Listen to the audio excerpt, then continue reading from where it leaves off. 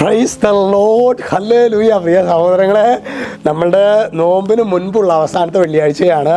ഇനി നോക്കിയേ, ശനി, ഞായർ, തിങ്കളാഴ്ച നമ്മുടെ വിഭൂതി അല്ലേ, നോമ്പ് 50 നോമ്പ് ആരംഭിക്കുകയാണ്. അപ്പോൾ ശരിക്കും പറഞ്ഞ് നോമ്പും പ്രാർത്ഥനയൊക്കെ എന്തിനെയാണ് എടുക്കേണ്ടത് എന്നതിൻ്റെ ഒരു ബോധ്യമാണ് ദൈവവചനം എന്ന് നമ്മളോട് പറയുന്നത്. അത് മക്കബായരുടെ 2-ാം പുസ്തകം 8:18 വെളിപ്പെടുത്തുകയാണ്. നമുക്കെതിരെ വരുന്ന ശത്രുക്കളെയും ലോകം മുഴുവനെ തന്നെയും അങ്കുലീചലനം കൊണ്ട് തറപറ്റിക്കാൻ കഴിയുന്ന സർവശക്തനായ ദൈവത്തിലാണ് നാം പ്രത്യാശയായി അർപ്പിക്കുന്നത്.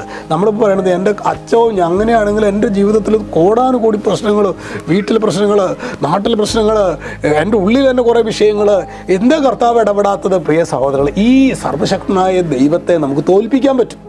അങ്കുലി ചലനം കൊണ്ട് ലോകത്തെ തറപറ്റിക്കാൻ കഴിയുന്ന കർത്താവിന് തോൽപ്പിക്കാൻ പറ്റും. എപ്പോഴാണെന്നറിയാവോ? ഈ കർത്താവിൽ നാം അവിശ്വസിക്കുകയാണെങ്കിൽ ഈ ദൈവം, ഇത്രയും സർവശക്തനായ ദൈവത്തെ, കടലിനെ ശാന്തമാക്കിയവനെ, മരിച്ച ലാസറിനെ ഉയർപ്പിച്ചവനെ, രക്തസ്രാവക്കാരിയെ സുഖപ്പെടുത്തി, ഇവർ ജായിറോസിൻ്റെ മകളെ ഉയർപ്പിച്ച ഈ അത്ഭുതങ്ങൾ മുഴുവൻ, പിശാച് ബാധിതരെ സുഖപ്പെടുത്തിയ ഇത്രയും വലിയ അത്ഭുതങ്ങൾ പ്രവർത്തിച്ച, അസാധ്യമൊന്നും നിന്നിൽ ഞാൻ കാണുന്നില്ലേ, മുഴുവൻ നമുക്ക് ഈ ഈശോയെ നമുക്ക് തോൽപ്പിക്കാൻ പറ്റും. ഈശോയിൽ അവിടെയാണ് പിശാച് വിജയിച്ചിരിക്കുന്നത്. പിശാച് ബോധപൂർവം നമ്മൾ യേശുവിലുള്ള വിശ്വാസത്തെ നിർജീവമാക്കി.